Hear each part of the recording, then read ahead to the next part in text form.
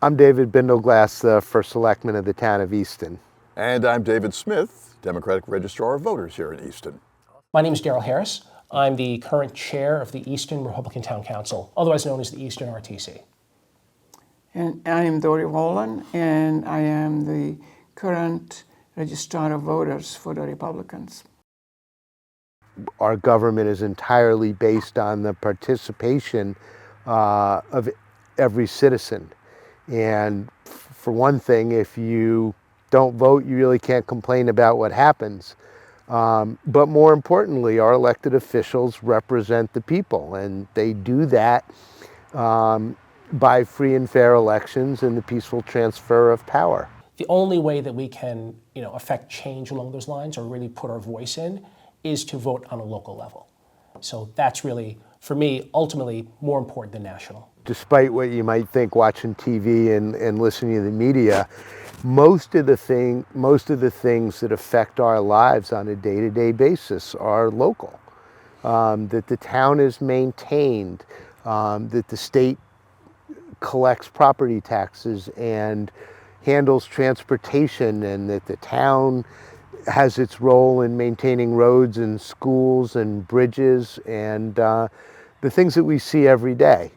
And that's not to make any less of the national issues, but you look around here and what you see is determined by local government, so it's critical. The president's policies kind of influence the macroeconomy, which has ripple effects down to us, of course. But when it comes to what's being taught in our schools, budgets for things like schools, police, fire, those kinds of things. What happens with zoning? What areas are commercial, what areas are residential, how those things change.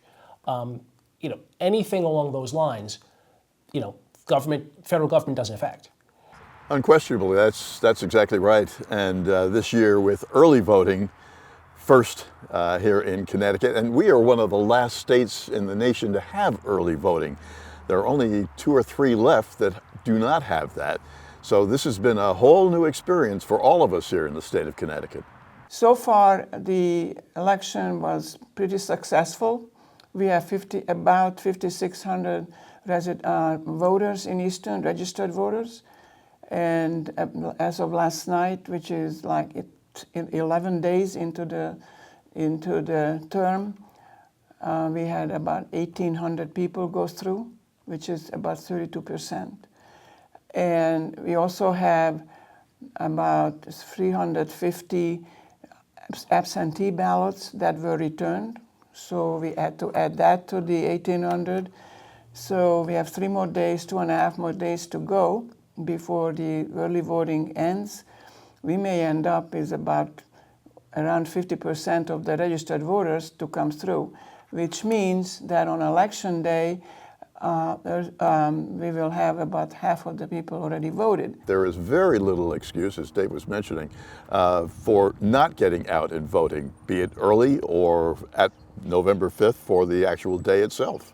We'll see, I think, at the very end whether the numbers in 2024 match the, early voting plus day of voting match the numbers of the last presidential election in 2024.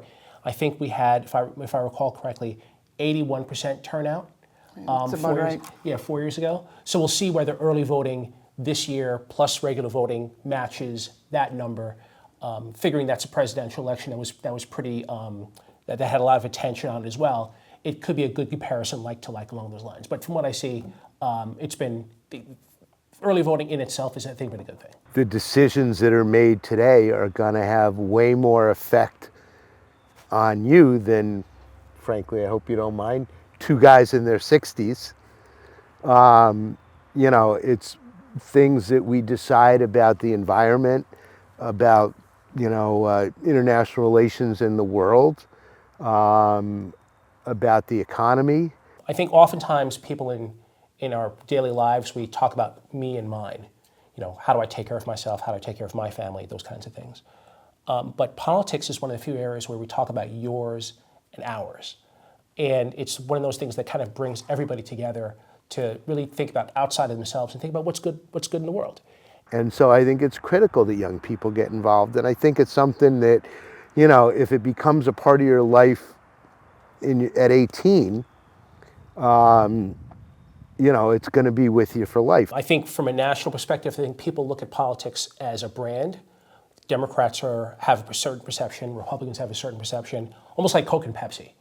And when you look at a local level, it's actually a lot more subtle than that. It's not just Democrats are for X or Republicans are for Y or not for X. It's really the specific issues that impact the town or a town come into play.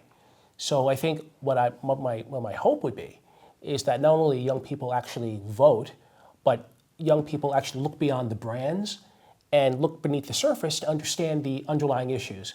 Because oftentimes, especially in a small town, the issues that we discuss are completely, if you were looking at a particular issue, it's completely nonpartisan. We may have different perspectives on it, but you couldn't look at a particular issue and say, there's a Republican spin on it, there's a Democratic spin on it.